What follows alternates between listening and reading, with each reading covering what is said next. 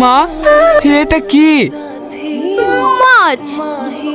মাছ তো আমিও বুঝতে পারছি, কি মাছ? কাতলা মাছ বা গোটা বাজার খুঁজে খুঁজে তোমার লেগে এসছি। এই দেখো বিশাল টেস্ট। দাও এই মাছের ভাঙাটা আমাকে দাও। শালা ঠিক কিপটি দেখেছি, এইরকম কিপটি বাপের জন্মও দেখিনি। হইতে যে এই বাড়িতে বিয়ে করি শুনু, ওই শালা লাল টুকুটুকুর সামনে পালি ওই। আহা এই ডালে কাতলা মাছ, মাছের টেস্টই আলাদা। কি হলো বাপ, বসি কেনে খাও।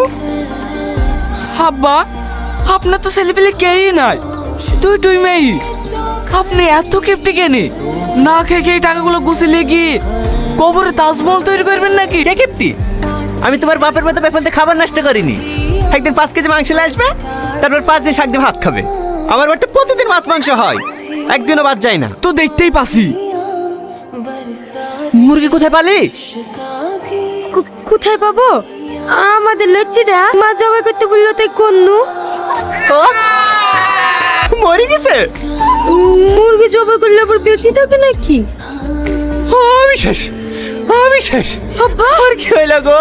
কি হলো আব্বা? আল্লাহ, ও আল্লাহ, আমার কি হইলো গো? দেখো না আব্বা কেমন করছে। আমি শেষ, আব্বা আমি শেষ। আব্বা আমার কিচ্ছু না, আমার সব শেষ হয়ে গেছে। আমি শেষ। কি হলো তোমার? ওকে যন্ত্রণা করছে, ডাক্তার ডাকবো?